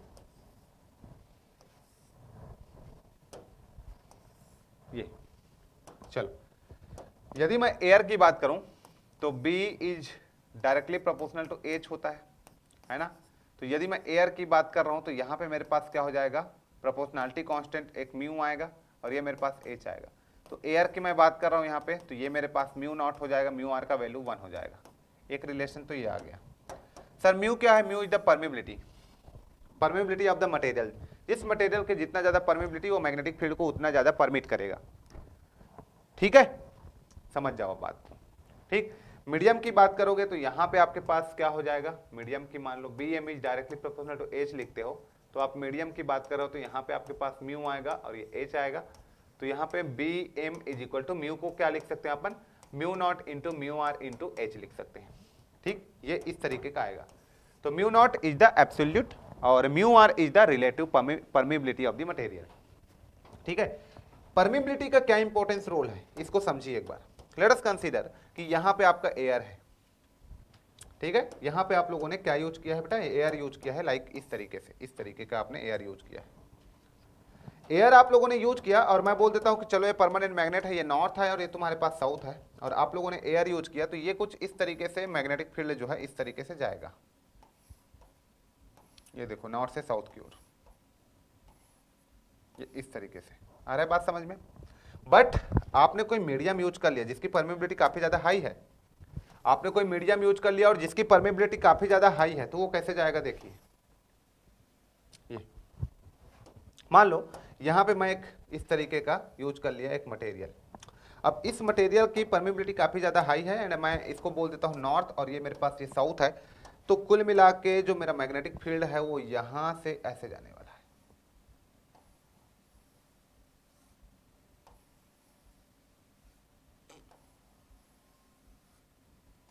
ये इस तरीके से।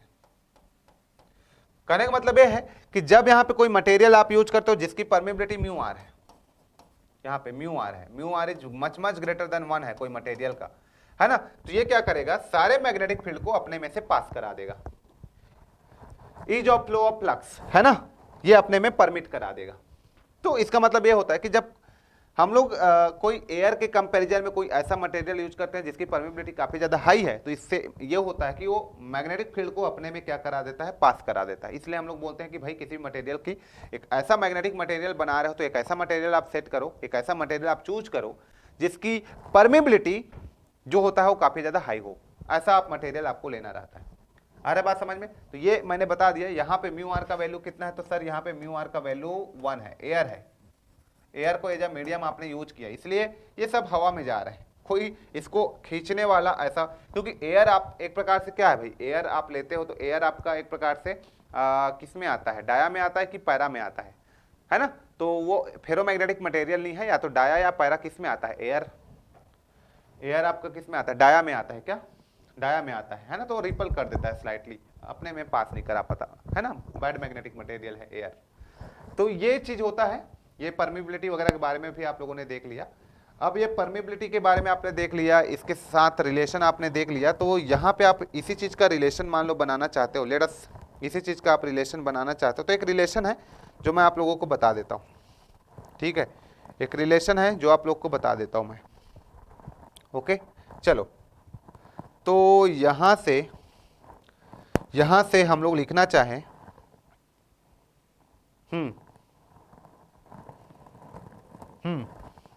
चलो, तो टोटल फ्लक्स डेंसिटी को मैं लिखना चाहूं यहां पे, टोटल फ्लक्स डेंसिटी इस तरीके का देखो, टोटल फ्लक्स डेंसिटी मेरे पास क्या होता है, एक फॉर्मूला लिखो, मान लो ये तुम्हारे पास एयर में है और ये तुम्हारे पास आयरन में है, ठीक है, एयर में है और ये आयरन में है। तो किसी भी आयरन के, ठीक है, तो ये B इज इक्वल टू आप लिख सकते हो म्यू नॉट H लिख सकते हो एयर के केस में, और आयरन के केस में आप क्या लिख सकते हो, इसी को आयरन के केस में आप लिख सकते हो, आयरन के केस में यही जो होता है फ्लक्स डेंसिटी वो m/a लिख सकते हो आप, है ना। आयरन के केस में flux density flux by area होता है, वैसी फ्लक्स को m से तो m/a लिख सकते हो, ठीक है, इस तरीके से, ठीक। ये एक रिलेशन है जस्ट, ठीक है, ये आपको आता है, ये जस्ट मैंने आप लोग को एक लिखवा दिया, एक रिलेशन है। टोटल फ्लक्स डेंसिटी, मान लो अभी आपने डिनोट किया था कि किसी भी मैग्नेटिक मटेरियल आपने यूज किया है, परमानेंट मैग्नेट यूज किया है, आयरन का पीस यूज किया है, तो कितना एयर में से होके जा रहा है, कितना आयरन में से होके जा रहा है, उसी को हमने दिखाया यहाँ पे। तो टोटल मेरे पास मान लो फ्लक्स डेंसिटी B होगा, तो उनमें से कुछ फ्लक्स डेंसिटी एयर के थ्रू, मतलब कुछ एयर में होके जा रहा होगा फ्लक्स, और कुछ फ्लक्स आयरन से होके जा रहा होगा, तो दोनों को मैंने टोटल ऐड किया, तो टोटल फ्लक्स डेंसिटी मेरा ये हो गया।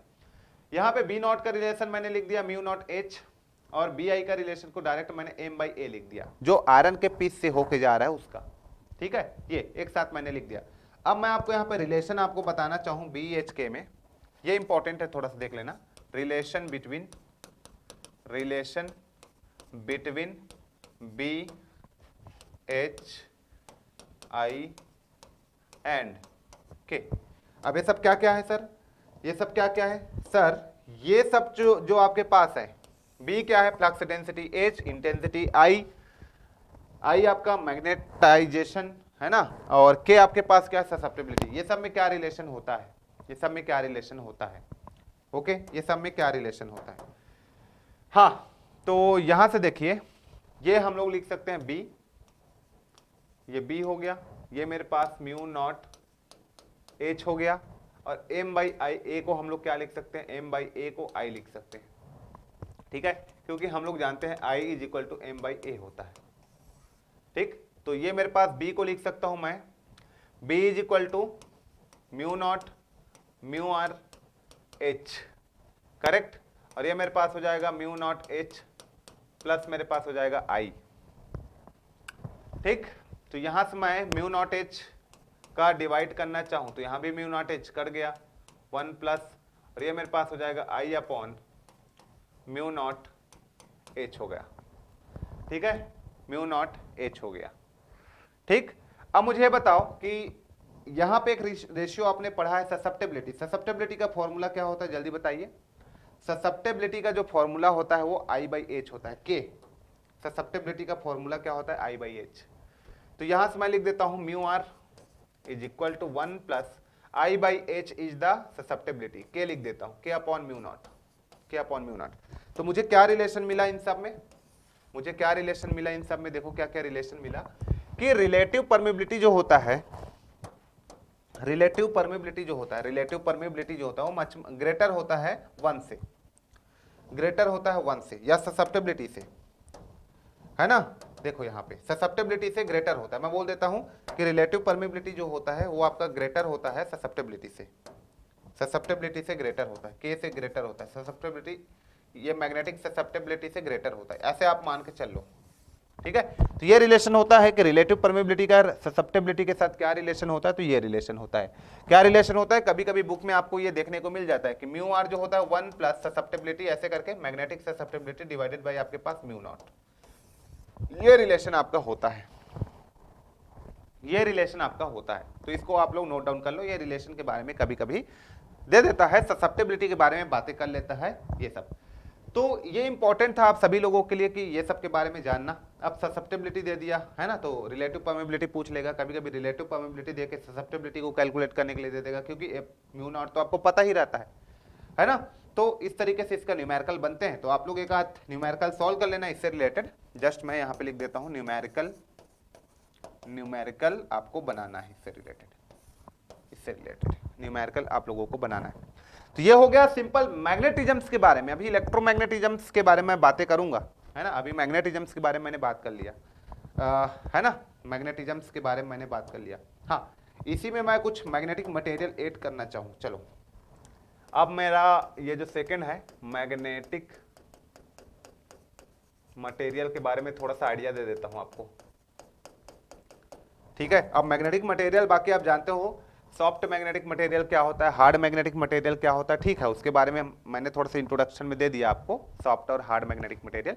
इसके अलावा जब मैं मैग्नेटिक मटेरियल की बात करता हूं तो मेरे पास 3 टाइप का मैग्नेटिक मटेरियल होता है, 3 टाइप का। एक मैग्नेटिक मटेरियल मेरे पास क्या होता है, पहला डाया ले लेता हूं, diamagnetic material, diamagnetic material. एक मेरे पास होता है डाया मैग्नेटिक मटेरियल। अभी आप डाया मैग्नेटिक मटेरियल की बात करोगे ना तो देखो समझना, बहुत अच्छे से समझना इसको, ठीक है। मान लो ये जो मैंने मैग्नेटिक मटेरियल यहाँ पे लिया, ये जो मैग्नेटिक मटेरियल मैंने लिया यहाँ पे, मान लो ये मैग्नेटिक मटेरियल अभी क्या है, डाया है, फेरो है, पैरा है, आई डोंट नो कि विच टाइप ऑफ मटेरियल है, मुझे नहीं पता। लेट से मैं इस मैग्नेटिक मटेरियल को एक मैग्नेटिक फील्ड में रखना चाहता हूं। मान लो इस मैग्नेटिक मटेरियल को एक मैग्नेटिक फील्ड में रखा, तो यदि मैग्नेटिक फील्ड को इन्होंने क्या कर दिया, स्लाइटली रिपल कर दिया, इस तरीके का, यदि ये मैग्नेटिक मटेरियल इस मैग्नेटिक फील्ड को इस तरीके से स्लाइटली रिपल कर दिया, तो मैं बोलूंगा ये जो मैग्नेटिक मटेरियल मेरे पास है वो कैसा मैग्नेटिक मटेरियल है, कैसा मैग्नेटिक मटेरियल है बेटा, ये जो मैग्नेटिक मटेरियल मेरे पास है वो कैसा मैग्नेटिक मटेरियल है, मैं बोलूंगा सर ये डाया मैग्नेटिक मटेरियल है। क्या बोलूंगा मैं, सर ये डाया मैग्नेटिक मटेरियल है, डाया मैग्नेटिक मटेरियल, है ना। तो लिख सकते हैं यहां पे the material which is slightly repel to the magnetic field.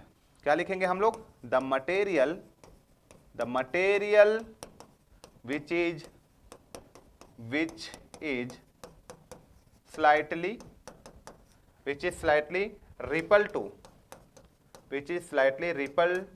To magnetic field, such material is known as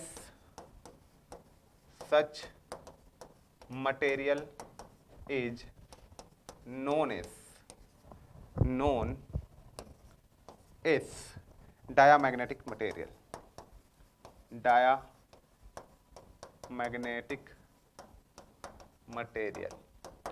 If it is a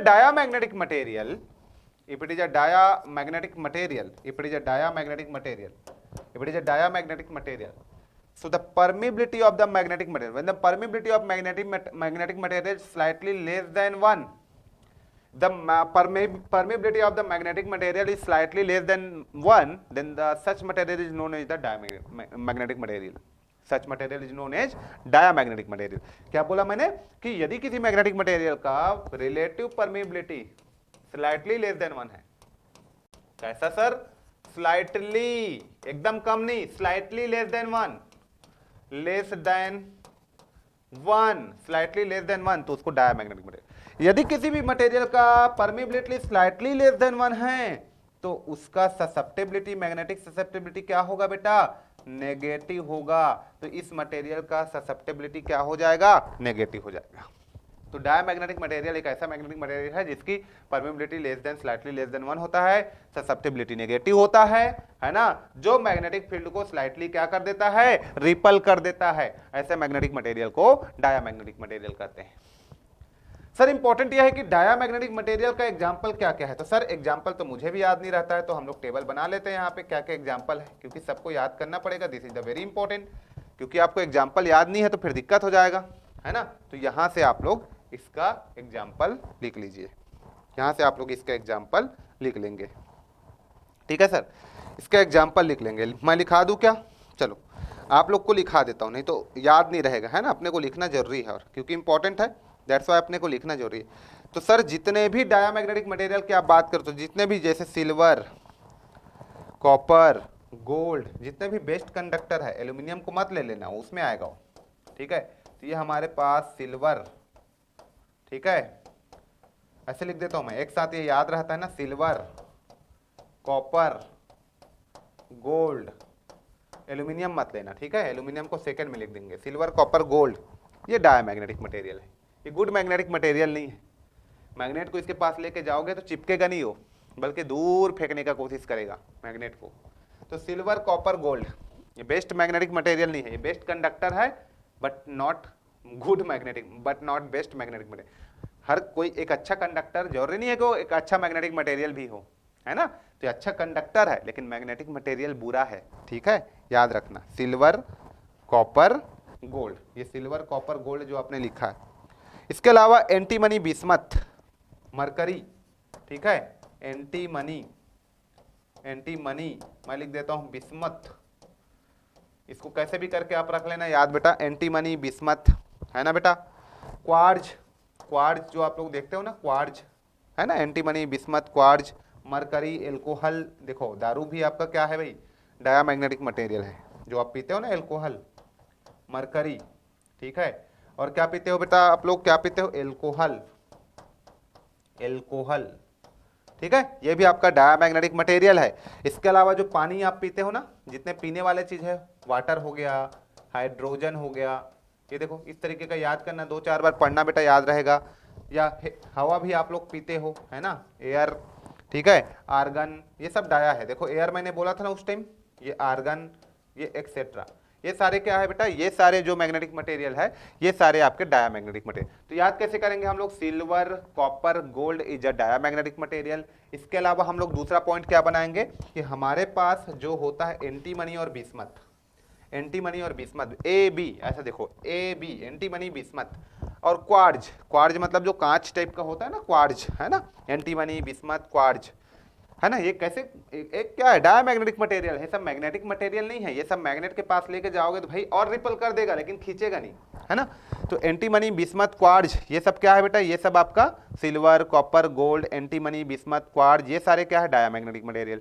इसके अलावा जो आपका मरकरी हो गया, पारा जिसको आप बोलते हो, है ना, एल्कोहल हो गया आपका, है ना, एल्कोहल, ठीक है, एल्कोहल, एल्कोहल शराब भी तो बोलते हो जिसको आप, वाटर, हाइड्रोजन, एयर, आर्गन, है ना, आर्गन, ये सब क्या है आपका डायमैग्नेटिक मटेरियल। तो काइंडली मैं आपको रिक्वेस्ट करता हूं कि आप सभी लोग इसको अपने कॉपी में अच्छे से लिखना और इसको याद करने की कोशिश करना, क्योंकि इसको दे देता है कि भैया गोल्ड किस टाइप का मैग्नेटिक मटेरियल है, तो आपको बताना पड़ेगा गोल्ड जो है, सोना जो है भाई डाया है, ऐसे करके याद करना पड़ेगा। और इसका कोई उपाय नहीं है, 2-4 बार अच्छे से पढ़िए, प्रैक्टिस कीजिए, आपको याद हो जाएगा, ठीक है, आपको याद हो जाएगा। तो ये है डायमैग्नेटिक मटेरियल की कहानी, यह है आपके पास डायमैग्नेटिक मटेरियल की कहानी। अब हम लोग यहाँ पे देखते हैं डाया के बाद पैरामैग्नेटिक मटेरियल, सेकंड हम लोग देखते हैं यहाँ पे पैरामैग्नेटिक मटेरियल। सेकेंड हम लोग देखते हैं यहाँ पे paramagnetic material, para magnetic material, paramagnetic material, paramagnetic material, ठीक है जी। पैरामैग्नेटिक मटेरियल, देखो पैरामैग्नेटिक मटेरियल की बात करोगे आप लोग, ठीक। थोड़ा पानी पी ले, क्या पी लेते हैं थोड़ा पानी, है ना।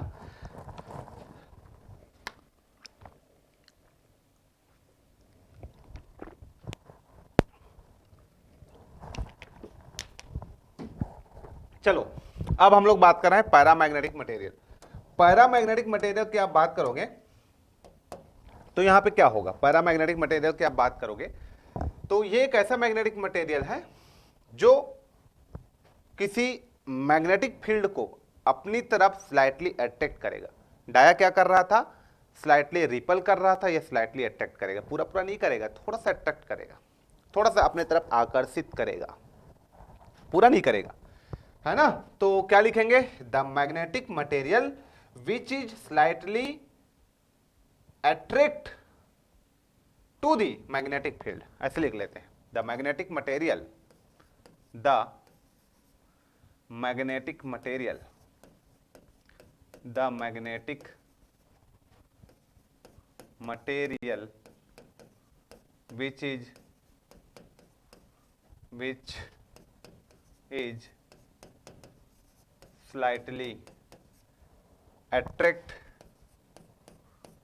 is slightly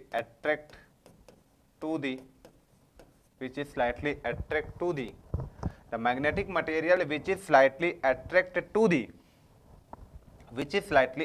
to the magnetic which is slightly attract to the magnetic field,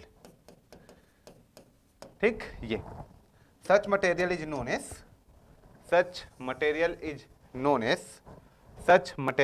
known as paramagnetic material. इस मटेरियल को क्या बोलेंगे, पैरामैग्नेटिक। देखो यार, पैरामैग्नेटिक मटेरियल एक ऐसा मैग्नेटिक मटेरियल है जो क्या करेगा, जो मैग्नेटिक फील्ड को अपने तरफ स्लाइटली अट्रैक्ट कर लेगा, ओके, स्लाइटली अट्रैक्ट कर लेगा। चलो इसका हम लोग देखते हैं डायग्राम के थ्रू चीजों को, है ना। ये मान लो आपका डायग्राम है ये, तो ये क्या करने वाला है, हमारे पास जो भी मैग्नेटिक फील्ड है उस मैग्नेटिक फील्ड को अपने तरफ खींचने वाला है। किस तरीके से खींचेगा, ये इस तरीके से, ये देखिए,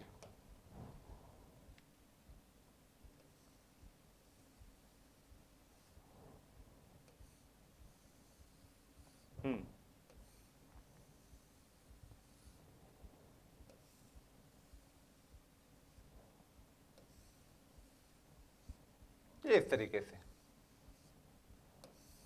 समझ में आ रहा है, ये इस तरीके से,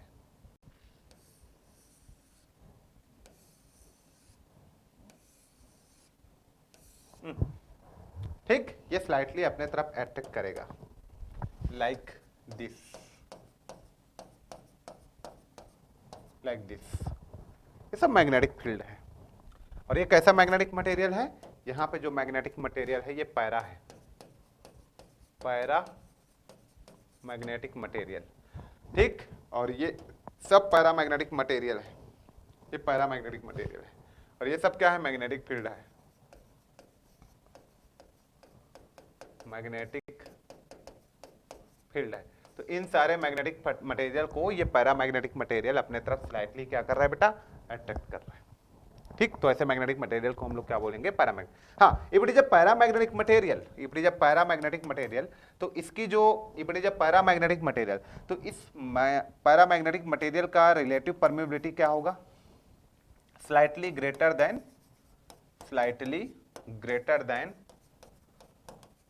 1, ठीक है। स्लाइटली, देखो यार, ग्रेटर देन 1 तो होगा, बट कहां से कहां तक होगा, 1 से लेकर के, स्लाइटली ग्रेटर का मतलब क्या होता है, म्यू आर का जो वैल्यू है 1 से 1.1 के रेंज में रहेगा, ज्यादा नहीं रहेगा, 1 से 1.1 के रेंज में, ये, ठीक। और ये इसका जो सेकंड मैं लिखना चाहूं, यहां पे इसकी ससेप्टेबिलिटी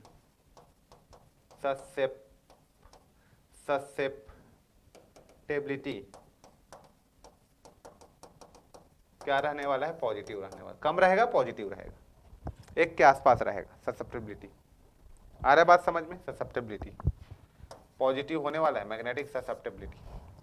और क्या बोलूं मैं यहां पे, यदि मैं पैरामैग्नेटिक मटेरियल की बात कर रहा हूं तो इसके एग्जाम्पल क्या है?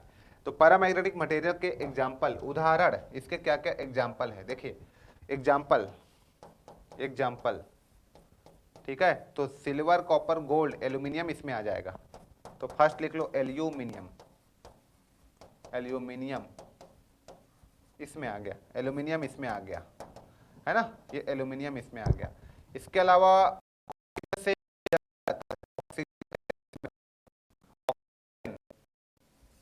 है ना, O2 जिसको आप लोग बोलते हो ऑक्सीजन, ठीक, ऑक्सीजन को इसमें लिख लो आप, ठीक है, ऑक्सीजन को आप पैरामैग्नेटिक मटेरियल में लिख लो।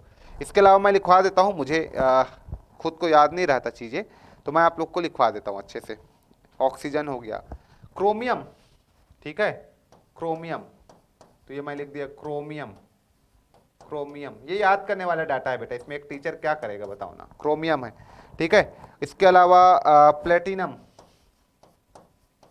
प्लेटिनम, क्रोमियम, प्लेटिनम, ठीक है, chromium, platinum, alkali, alkaline, earth metal, alkali, ठीक है, alkaline,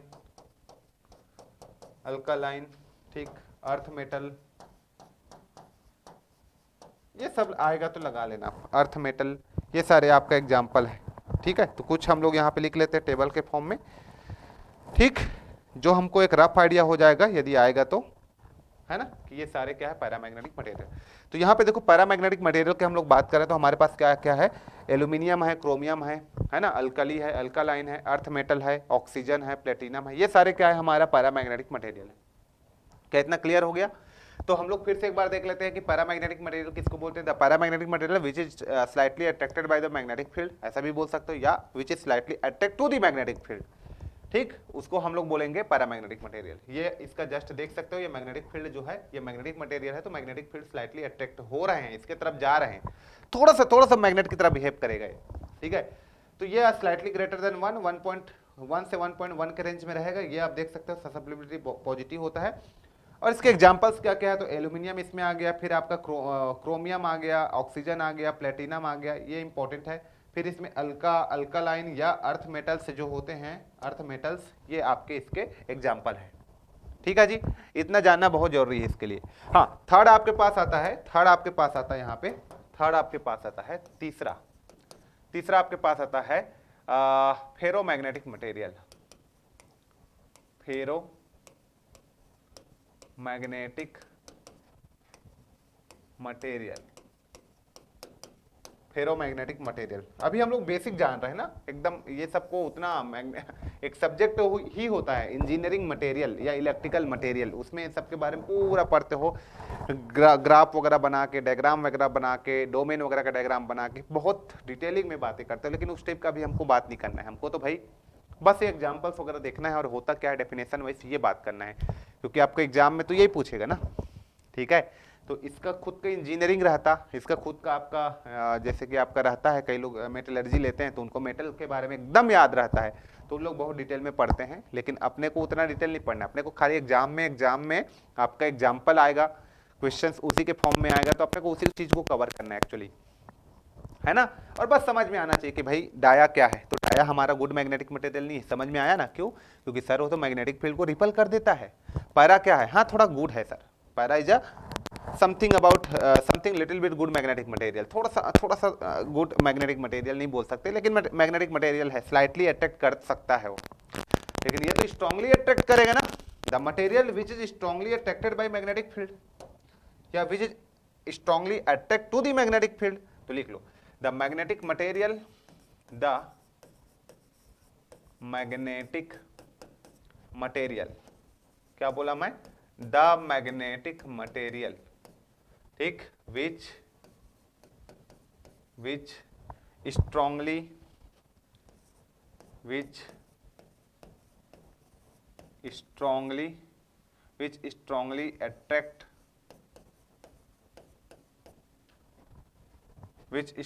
attract to the magnetic field, और which is strongly attracted by the magnetic field, ऐसे भी लिख सकते हो। ठीक है, समझ में आपको आना चाहिए क्या लिख रहे हो। ठीक है जी, तो ये मान लो आपके पास क्या है, कोई डायामैग्नेटिक मटेरियल है, it is a diamagnetic material, तो जितना का जितना मैग्नेटिक फील्ड है सबको अपने में खींच लेगा। ये इस तरीके का, यहां से जितना भी मैग्नेटिक फील्ड आपका जा रहा था वो सबको अपने में खींच लेगा, इस तरीके से अपने में पास करा देगा। इसलिए इसकी परमेबिलिटी बहुत ज्यादा हाई होना पड़ेगा। ये जितने भी मैग्नेटिक फील्ड था सबको खींच लिया इन्होंने, अपने तरफ अट्रैक्ट कर दिया, लाइक इस तरीके से, ये इस तरीके से। ठीक है, तो ये जो आप देख पा रहे हो यहाँ पे, ये जो आप देख पा रहे हो यहाँ पे, यही तो आपका क्या है, यही आपके पास क्या है, फेरोमैग्नेटिक मटेरियल है। Ferromagnetic material, this is your ferromagnetic material. और यहाँ पे जो आपका दिख रहा है ये तुम्हारा क्या है, मैग्नेटिक फील्ड।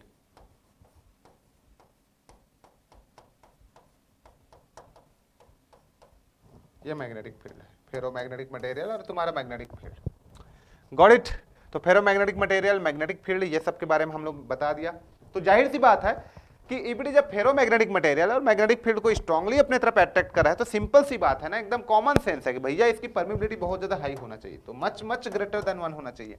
दैट मीन्स इसकी जो परमेबिलिटी है, रिलेटिव परमेबिलिटी है, वो मच ग्रेटर देन 1 होगा।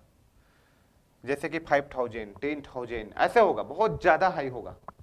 ठीक है, इसका मतलब इसकी ससेप्टेबिलिटी भी आपका ग्रेटर देन 1 होगा, मच ग्रेटर देन 1 होगा।